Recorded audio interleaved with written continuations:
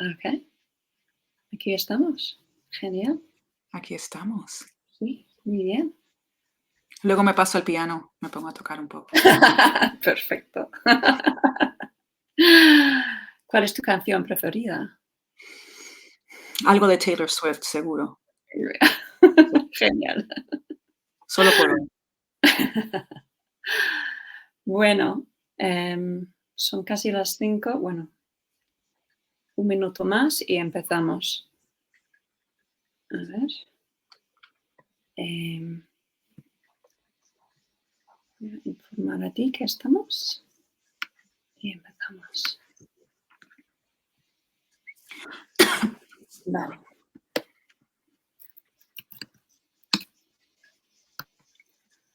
Bueno,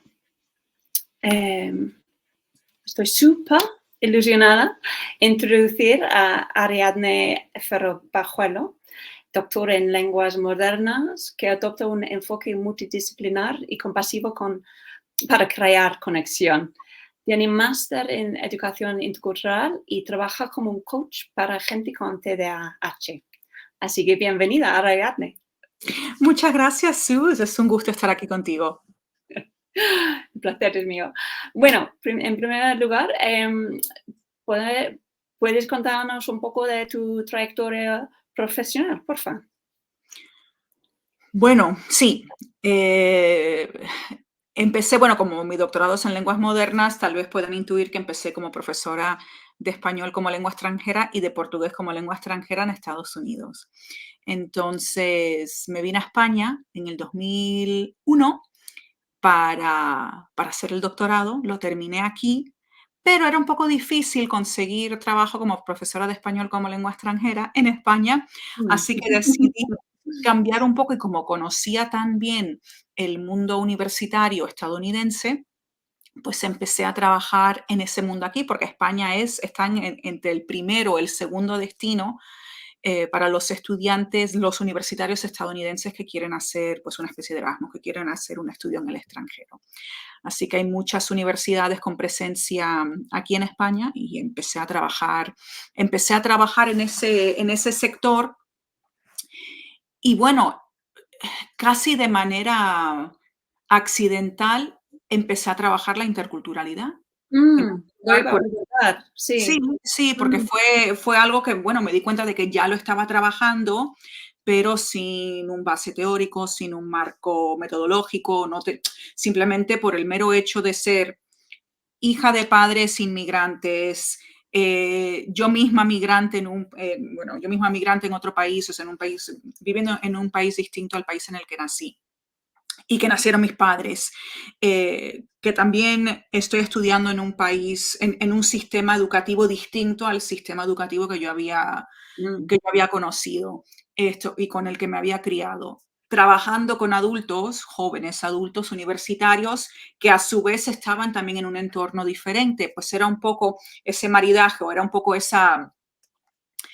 eh, ver cómo podíamos todos, a cada uno, tanto yo misma, en el ámbito personal, como el académico, como el profesional y los alumnos también en distintos ámbitos, cómo podíamos encontrar cierto equilibrio, eh, porque aunque seguimos estando en el occidente y decimos, bueno, mira, se habla español, pero fuera de eso, pues hay McDonald's, hay Starbucks, hay tal, pues Mm. hay Netflix, realmente no hay mucha diferencia, pues sí, sí que lo hay. Y me di cuenta de que, jo, esto es interesante y no es, y sobre todo yo que vengo de una cultura de habla hispana, dije, bueno, mira, soy el cubano-estadounidense, no tiene que ser tan diferente estar en España y pues yo creo que cuanto menos diferencia esperas, más es ese choque cultural que Mm. experimentas, porque no te preparas, no estás mentalmente Ya, ya. preparada. Ujú. Entonces, nada, me interesé por el tema de, en vez de estar dando tropezones y en vez de intentar buscar la forma de potenciar esa experiencia para sacar lo más bonito de ese contacto entre culturas, en vez de hacerlo un poco por instinto, decidí estudiarlo y decir, bueno, Mm. e intentar aprender qué es lo que han visto los académicos, los investigadores al respecto y qué puedo aportar yo con mis experiencias propias a todo este conocimiento que ya existe.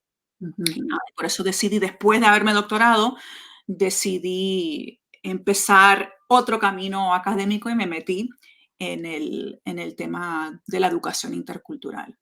¿Y cómo surgió tu interés por la neurodiversidad? Pues yo cuando, a ver, hace ya muchos años, cuando estaba en la universidad,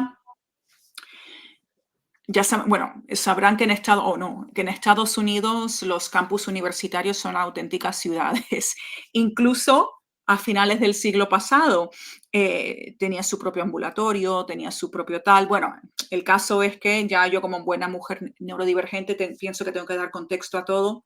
Mm, Yo trabajaba en el ambulatorio de la universidad y ahí conocía muy bien a los médicos encargados, a los psicólogos del centro y me propusieron hacerme una evaluación de ah, TDAH y efectivamente me diagnosticaron con TDAH, pero no le presté mucha atención porque mm, digo, cuando aquello, y todavía hoy en día todavía existe un poco esa idea de que el TDAH, y para que los que no conozcan las siglas, trastorno de déficit de atención e hiperactividad.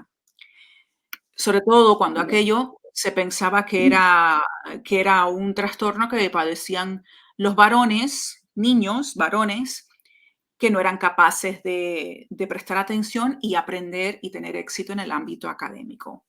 Pues yo, por suerte, se me daba muy bien académicamente, era alumna de matrícula, entonces dije, ah, bueno, sí, esto explica por qué hablo tan rápido, por qué hablo tanto, nunca me estoy quieta, tal, pero realmente no tiene un impacto negativo en mi vida. ujú, Así que me olvidé completamente del diagnóstico. No hice ningún tipo de tratamiento, no hice ningún tipo de seguimiento y me olvidé. Hasta muchos años después, cuando mi hijo, que nació en España, mi hijo a los 3 años empezó a destacar por ser distinto a sus compañeros. Y eran diferencias llamativas, sobre todo en cuanto al habla, sobre todo en cuanto a ciertos comportamientos. Y realmente no me prestaban mucha atención al principio porque decían, no, el niño tiene un retraso en el habla porque es bilingüe. mm, Y digo, esto a mí no me cuadra, no me mm, cuadra. Sí, puede ser, pero yo también me crié bilingüe y ya a la edad de mi hijo hablaba los 2 idiomas a una velocidad impactante. Mi hija, de hecho, que nació después, también a esa misma edad, manejaba los 2 idiomas a nivel impactante. Y aunque cada niño tiene su propio camino de desarrollo, sabía que ahí había algo.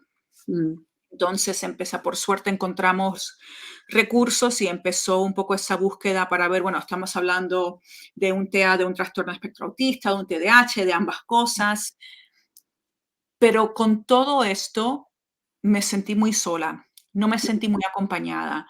mm, Sobre todo, me sentí poco acompañada a la hora de ver cómo puedo abogar por los derechos de mi hijo en el ámbito académico. A ya, nivel social no tenía problemas, a nivel académico sí, hasta el mm, punto de que el colegio, de una forma muy poco elegante, nos dijo que no tenían recursos para atenderle cuando se aturdía, cuando tal, y pensaban que lo mejor sería que fuera a otro colegio.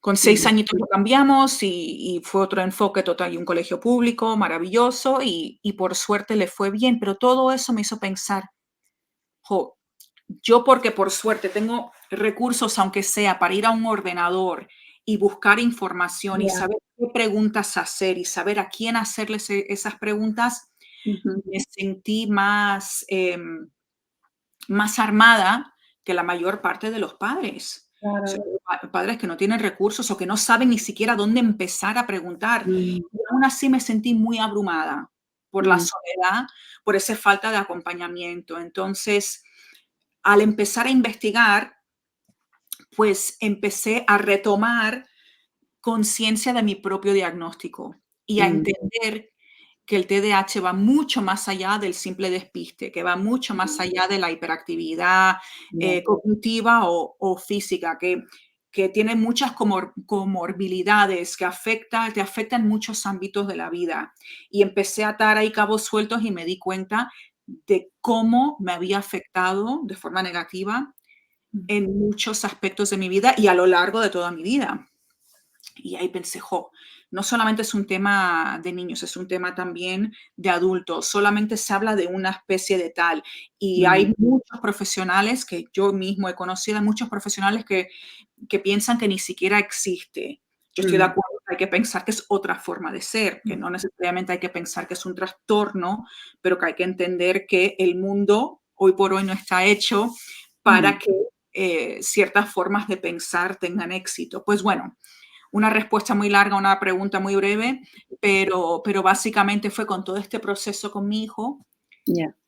pude retomar mi propio diagnóstico, aprender más acerca de mi diagnóstico y me llevó a querer aprender más porque los síntomas que muestra mi hijo son muy distintos. Hay algunas cosas en común, pero hay muchas cosas que son muy diferentes y me llevó a querer aprender más para poder apoyarlo a él mucho mejor. Mm.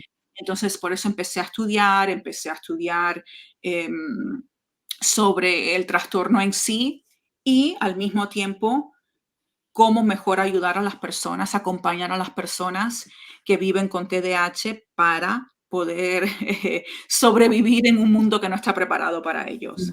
claro, claro.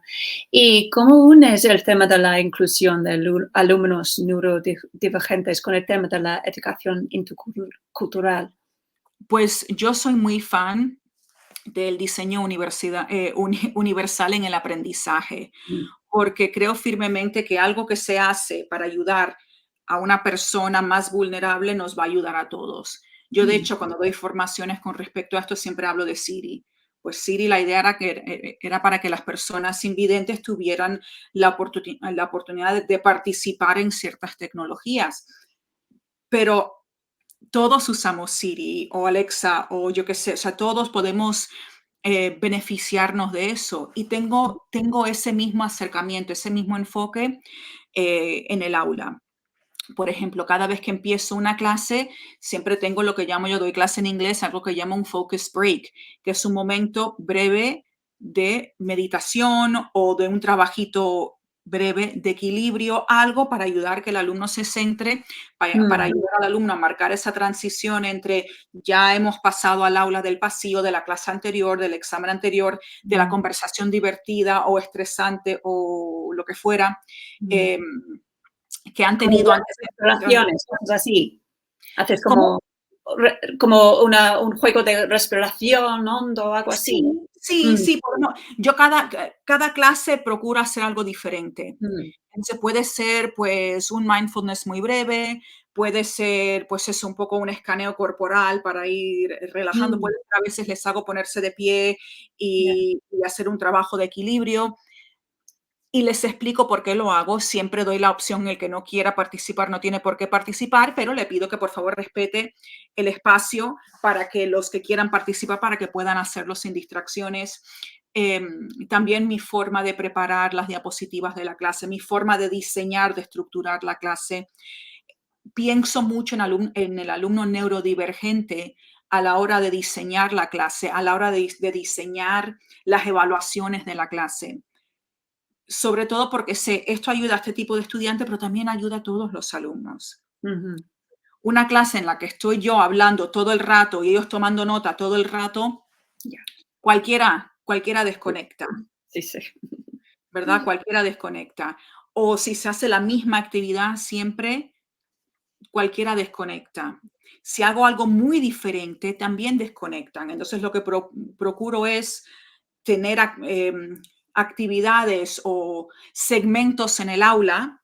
Mm, Puede ser, bueno, primero empezamos con el focus break, después está la parte del repaso de la temática que vimos en la clase anterior, después tenemos la parte de la temática nueva que voy a presentar, luego está pues un poco ay, ¿qué palabra busco? El seminario en el que hablan todos entre ellos para ayudarles a digerir la información, luego, o sea que hay como pequeños, la clase la divido en fragmentos, pero siempre sigue el mismo orden para que el mm, alumno sepa siempre esto viene ahora, después viene lo otro.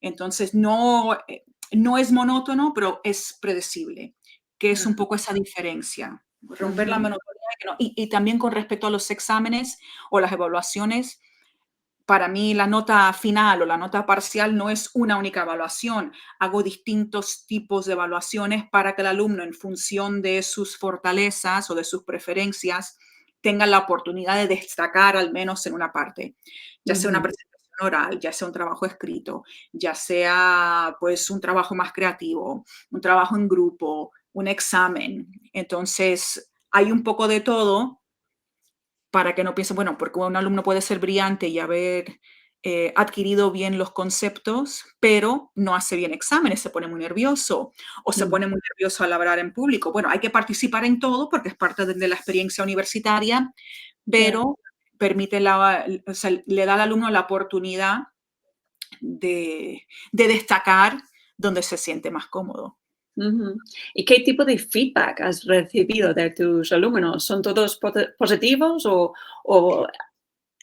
Pues yo creo que sí, y de hecho yo lo que hago es doy mucho espacio para el feedback. mm, Y sí es verdad que, em, sí es verdad, bueno, a ver, hay una parte que les cuesta un poco, algo que les pido yo, es que no usen el ordenador a no ser que yo lo pida para la ujú, actividad.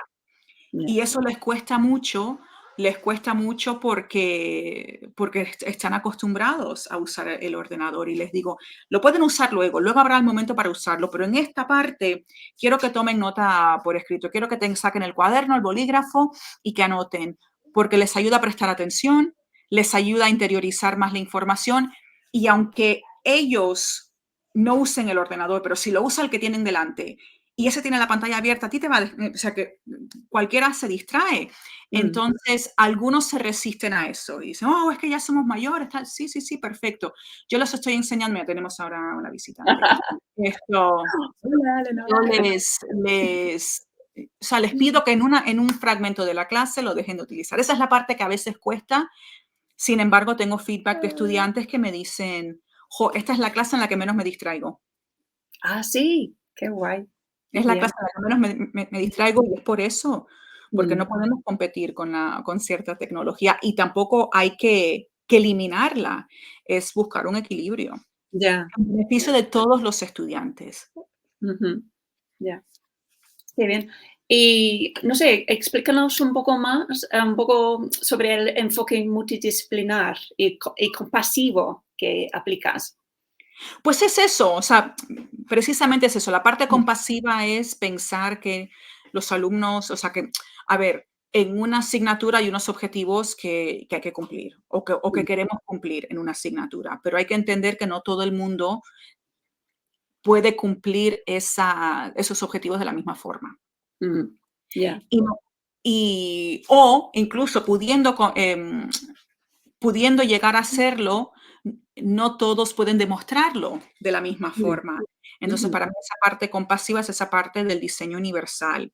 Y lo ya, que es interdisciplinar, por ejemplo, cuando ya trabajo en coaching ya fuera del aula, pero que también es un aprendizaje, pues intento trabajar desde no solamente las técnicas de coaching, sino también técnicas y en clase, técnicas sociológicas, técnicas del Ikigai, técnicas, porque al fin y al cabo hay muchas sabidurías y muchas son compartidas, o sea que vemos ujú, muchos hilos conductores, pero la idea es buscar la forma de hacerle llegar a la persona el mensaje de la mejor manera para esa persona.